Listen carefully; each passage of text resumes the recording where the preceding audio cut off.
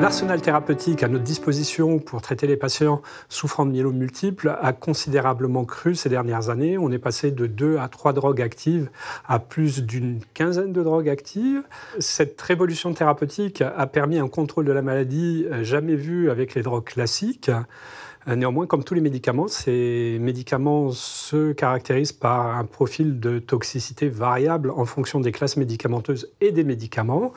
Et il convient d'adopter des mesures pour permettre une qualité de vie pour les patients satisfaisante. On a différentes classes de médicaments. Historiquement, la première classe de médicaments actifs était les corticoïdes et on utilise la dexaméthasone très largement dans quasiment tous les régimes de traitement du myélome. Comme tous les corticoïdes, cette dexaméthasone peut révéler ou déséquilibrer un diabète ou une hypertension artérielle. C'est par ailleurs un médicament qui excite énormément. Les patients se plaignent d'insomnie quand ils prennent la dexaméthasone. Il convient donc de la prendre le plus tôt possible dans la journée. Les patients sont irritables également. Pendant la prise, le patient a un surcroît d'énergie. Ces corticoïdes prédisposent aussi à la survenue d'infections.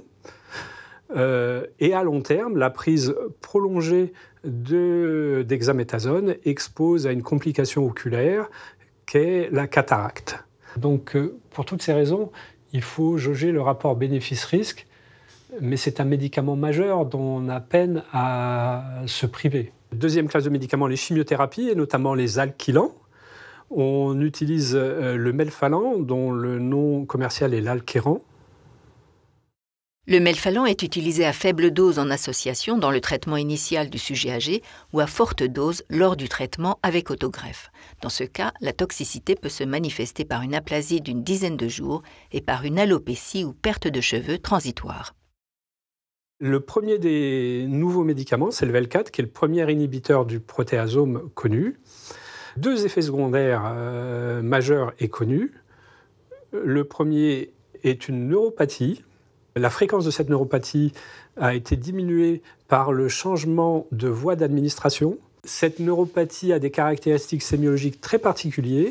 Elle commence donc systématiquement par des paresthésies, des fourmillements des extrémités des pieds.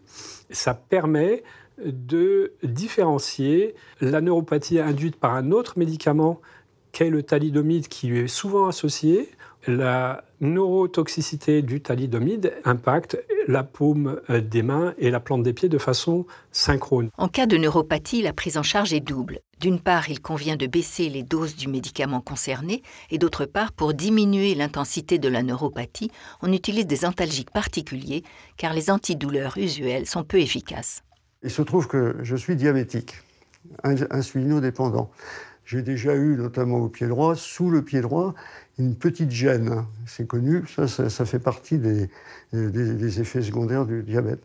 Et à partir du moment où j'ai commencé les premières chimios, donc Velcade plus thalidomide plus dexaméthasone, j'ai senti une augmentation de cette gêne-là et que ça s'est allé en croissant tout le temps, donc au cours des chimios successifs, quoi.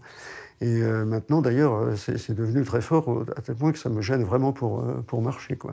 Autre effet des inhibiteurs du protéasome, c'est une augmentation du risque d'infection herpétique ou de varicelle ou de zona, qui font que le recours à une prophylaxie par du valacyclovir est systématique.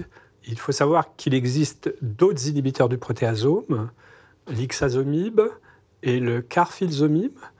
Ils sont peu ou pas neurotoxiques. Le carfilzomib a par contre une toxicité cardiaque et vasculaire qui est indéniable. Autre toxicité, des troubles digestifs à type de constipation ou de diarrhée, en général mineurs. Autre classe de médicaments, les imides, historiquement représentés par le thalidomide, qui est un vieux médicament. 2 autres imides complètent cette classe jusqu'à présent, le revlimide ou l'énalidomide et le pomalidomide. Les effets secondaires de cette classe de médicaments sont une propension aux thromboses et qui nécessitent une prévention des thromboses. Il peut s'agir de la prise d'aspirine quotidien, mais on peut avoir recours également aux anticoagulants. Après la chimiothérapie, je conduisais, j'ai eu mal à la jambe, je me suis arrêtée et arrivée à la maison, j'ai appelé mon médecin qui m'a dit de venir tout de suite à l'hôpital. Et de là, on m'a diagnostiqué l'embolie pulmonaire. 3 ans après l'autogreffe, le médecin qui me suivait, je lui dis j'ai mal au pied. Il me dit c'est pas les fourmillements. J'ai dit non, moi je connais les fourmillements puisque depuis le traitement avec du Velcade, j'ai les fourmillements. C'est lui qui m'a dit donc là, vous allez faire un écho-Doppler. Bam, phlébite. Depuis ma deuxième phlébite, dont je suis en traitement d'anticoagulant, peut-être à vie. Nouvelle classe de médicaments, les anticorps monoclonaux. Un premier anticorps anti-CD38, le daratumumab, a obtenu son autorisation de mise sur le marché. L'isatuximab est prévu pour avoir son autorisation de mise sur le marché en 2019. Ces médicaments exposent à peu d'effets secondaires. Il y a, comme pour tous les anticorps monoclonaux, des symptômes de relargage cytokinique qui sont très faciles à gérer et qui, dans le cas des anticorps anti-CD38, ne surviennent en général qu'à la première injection. Il s'agit de symptômes tels que frissons, fièvre et hypotension liés à la destruction massive des cellules tumorales. La toxicité de ces anticorps monoclonaux à long terme est encore mal connue, mais pourrait se manifester par des infections. Enfin, dernière classe thérapeutique qui n'en est pas une, les traitements annexes. On sait que les médicaments du myélome peuvent entraîner des infections qui seront limitées par des antiviraux et des antibiotiques. Ces médicaments exposent également à des effets secondaires. Le Bactrim, par exemple, expose à des effets secondaires cutanés. Autres traitements annexes, l'aspirine et les anticoagulants dans la prévention des phlébites. Ces médicaments ont un risque hémorragique qu'il convient de prendre en compte. Les patients peuvent être anémiques.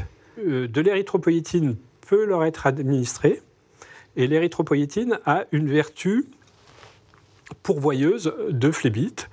L'enjeu de la prise en charge du myélome est d'assurer une efficacité maximale au traitement et de limiter de façon drastique les risques encourus par le malade.